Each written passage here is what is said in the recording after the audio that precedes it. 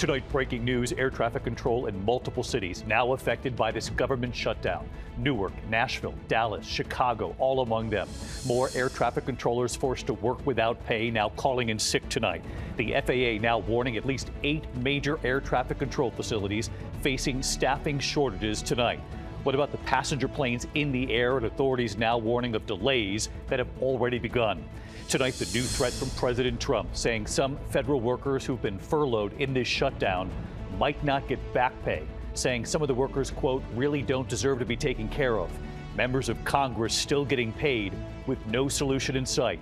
The fireworks on the Hill, Attorney General Pam Bondi and Democratic senators grilling her over the prosecution of President Trump's foes, including former FBI Director James Comey, and grilling her over the Epstein files. The White House tonight pleased with Bondi's performance. A medical helicopter crashing onto a highway. Drivers on that highway racing to try to lift the chopper up to save a member of the crew. The former NFL star quarterback Mark Sanchez tonight, the prosecutor in the case, telling ABC News the charges against Sanchez could get more serious. The prosecutor arguing Sanchez was the clear aggressor in that altercation with the 69-year-old. What Mark Sanchez's family is saying tonight. Overseas tonight, it's been 2 years now since the October 7th attack by Hamas. Tonight, the high-stakes talks underway to end this war and what's now expected tomorrow. Back in the U.S. tonight, summer in October, temperatures in the 80s, but the front now bringing storms and heavy rain already moving in. Lee Goldberg on the big change coming. He has the forecast. The crane into a home, a truck with a crane on it lifting off the ground as that crane then smashes through the roof.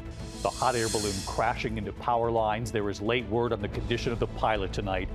And America Strong this evening, you have to see this. The woman in desperate need, the hero dog that went for help. How that dog knew exactly what to do. And you'll see it. From ABC News World Headquarters in New York, this is World News Tonight with David Muir. Good evening, and it's great to have you with us here on a very busy Tuesday night. We begin tonight with the breaking news. Air traffic control in multiple cities now being affected by this government shutdown. Newark to Nashville, Dallas to Chicago, all among the towers and facilities now affected. More air traffic controllers who are working without pay, calling in sick. And as we come on tonight, the FAA now warning of staffing issues in at least 8 major air traffic control facilities across the country. Nashville's tower, for one, has extremely limited staff, so some of its traffic, passenger planes coming in, are now being handled by controllers in Memphis. There are already delays and cancellations across the country. Authorities warn this is just the beginning. In fact, overnight, the airport in Burbank, California, forced to close its tower for nearly 6 hours because it had no staff. Controllers in San Diego taking over. The government shut down with no end in sight, and those air traffic controllers, of course, are tasked with keeping our passenger planes taking off and landing safe. ABC's Gio Benitez leading us off from Newark Airport tonight. Tonight, just a week into this government shutdown, the disruption to air travel is growing. The FAA now warning of staff shortages at least 8 major air traffic control facilities, threatening cancellations and delays across the country. From Las Vegas to Chicago, Dallas and Houston to Boston, Newark, Atlanta and Nashville, air traffic controllers are working without pay and now calling out sick. It's closed. Everything in the tower is closed. Last night, the airport in Burbank, California, was forced to close its tower for nearly 6 hours because it had no staff. Controllers in San Diego were able to take over air traffic control, but flights were delayed for hours. Is it because of the shutdown that you guys are going? It's for staffing. Air traffic controllers are considered essential workers, and they don't get back pay until a shutdown is over. They're already facing extreme staffing shortages and problems with outdated equipment. Tonight, the union telling us the situation is not a coordinated sick-out. It's urging members to report for work, but says these air traffic controllers have bills to pay too. We work evening shifts. We work midnight shifts. We have single parents. And when you're not even able to afford the childcare, those are going to be the very difficult decisions that are made. And David, we're already starting to see these flight delays tonight. In fact, this is exactly what we saw during the last major shutdown. We're now seeing it again. And if this goes on, well, we could be looking at a situation that's much worse. David. Gio Benitez live in Newark tonight. Gio, thank you. Meantime, tonight, with this government shutdown, the new threat from President Trump now suggesting that some of the 750,000 furloughed government workers told to stay home during this shutdown may not get paid for time lost. The president said today, quote, some people really don't deserve to be taken care of. He was asked what he meant by that. By the way, members of Congress are still getting paid through this with no end in sight. Rachel Scott at the White House. Tonight, a new threat out of the White House. President Trump suggesting some of the 750,000 federal workers now furloughed without paychecks may not get back pay when the government reopens, even though that is the law. I would say it depends on who we're talking about. But for the most part, we're going to take care of our people. There are some people that really don't deserve to be taken care of, and we'll take care of them in a different way. The idea of the president deciding who will and who won't get back pay, a new fear for many federal workers. James Jones is a veteran who is now furloughed from his job as a maintenance mechanic in the National Park Service in North Carolina. If we don't get back pay, that's going to be devastating for a lot of folks, a lot of federal employees, because they're going to, they depend on that back pay money to catch up on their bills. President Trump would not say which workers stand to lose that money. Why do you say some federal workers should not get their back pay? Why do you say some? Well, you're going to have to figure that out, okay? Ask the Democrats that question. And Democrats say what the president is proposing defies a law he signed himself. The law is clear. Every single furloughed federal employee is entitled to back pay. Period. Full stop. And even some Republicans tonight calling it, quote, a strategic mistake. There's a lot of good, hardworking people out there. It's just, I don't think that is helpful discussion right now. Let's get out of the shutdown. All right, so let's get to Rachel Scott live at the White House tonight. Rachel, as we pointed out, Congress still getting paid, but no sign of any compromise or any end in sight. David, lawmakers are still getting their paychecks, but at this point, it does not even seem like these two sides are even talking. Tonight, Democratic leader Hakeem Jeffries saying the White House has gone radio silent on these negotiations, David. Rachel Scott again tonight. Thank you, Rachel. Now to the fireworks on Capitol Hill. Attorney General Pam Bondi and the Democratic senators grilling her over the prosecution of President Trump's foes, including former FBI Director James Comey, and over the Epstein files. The White House tonight pleased with Bondi's performance. Here's Pierre Thomas. Tonight, a defiant Attorney General Pam Bondi repeatedly clashing with Democrats on the Senate Judiciary Committee, who accused her of allowing President Trump to weaponize the Justice Department. What was once the Department of Justice has become the Department of Revenge and Corruption. Bondi challenged on her move to prosecute former FBI Director James Comey, just 6 days after President Trump publicly urged her to do so, posting, "Nothing is being done, and we can't delay any longer." I'd like to know from you what conversations you've had with President Trump about the indictment of James Comey. Senator, I am not going to discuss any conversations I have or have not had with the President of the United States. Did you see that? Connecticut Senator Richard Blumenthal showing a picture of Bondi at the White House the night before Comey was indicted. That's a great James picture. Comey discussed at that dinner? I love that picture. That's a great picture, and there were a lot of people there that night. The Attorney General also refusing to explain why the Justice Department closed its investigation into a close Trump aide. Border czar Tom Homan, who allegedly accepted a bag stuffed with $50,000 in cash in 2024 as part of an FBI bribery sting, and transaction allegedly caught on tape. Is there a tape that has audio and video of the transfer of the $50,000? You would have to talk to Director Patel about that. No, I'm talking to you. I don't know the answer, Senator. Yeah, you do know the answer to that. Don't call me a liar. I didn't call you a liar.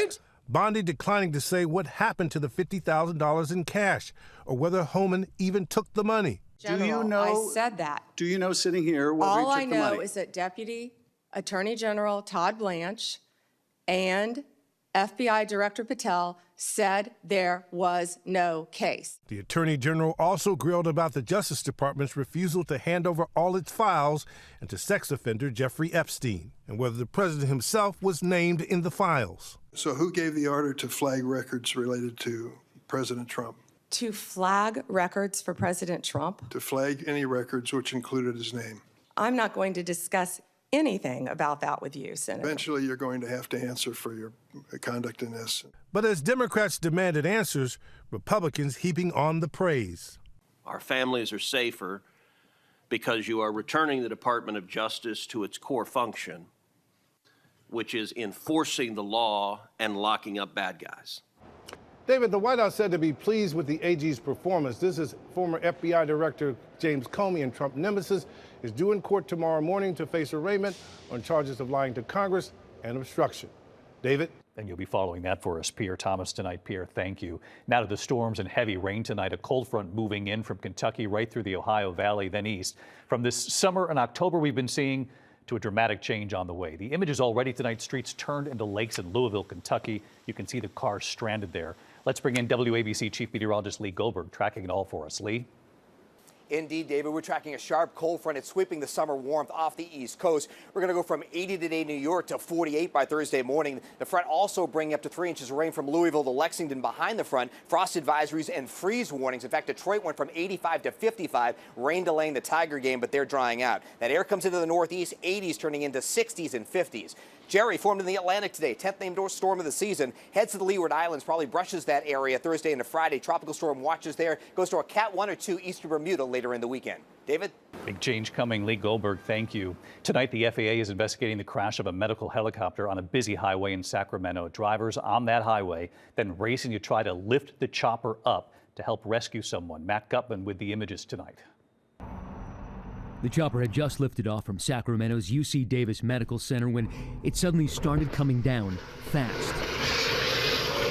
Blades shredding the pavement as it slammed into Highway 50 around 7 p.m. But it was a horrible, horrible scene. Never seen nothing like that in my life. Isabella Lozano says she slammed on her brakes as it crashed right in front of her. Then her grandson, Christopher, among others, sprang into action to free the female crew member trapped underneath it. Like a bunch of people came and we helped lift the helicopter and we pulled her under. We had to pull her from under. There were no patients on board, and the pilot and 2 crew members are in critical condition but alive tonight. Many calling it a miracle. The single-engine Airbus EC-130 T2 did not hit any cars, and the chopper's crash-resistant fuel system, mandatory in all newly manufactured civil helicopters since 2020, appears to have worked as designed, preventing a post-crash explosion. David, the FAA says it's taking the lead in the investigation, and the company the helicopter was registered to, Reach Air Medical Services, they say they are cooperating with that investigation. David. Matt Gutman from Los Angeles. Matt, thank you. Now to the former NFL star quarterback Mark Sanchez, arrested in his hospital bed after that alleged altercation. Tonight, what the prosecutor in this case is now telling ABC News. Matt Rivers from Indianapolis.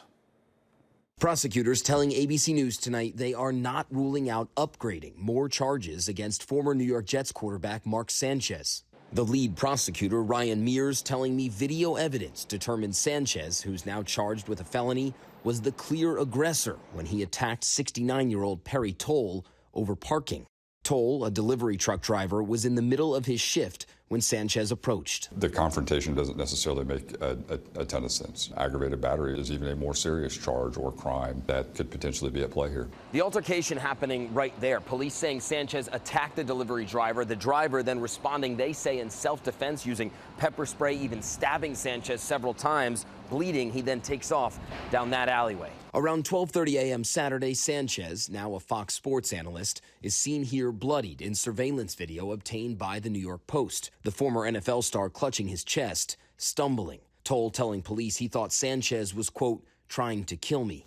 My client was just the victim of an unprovoked, senseless attack. Toll's severe injuries seen here in this hospital photo obtained by ABC affiliate WRTV.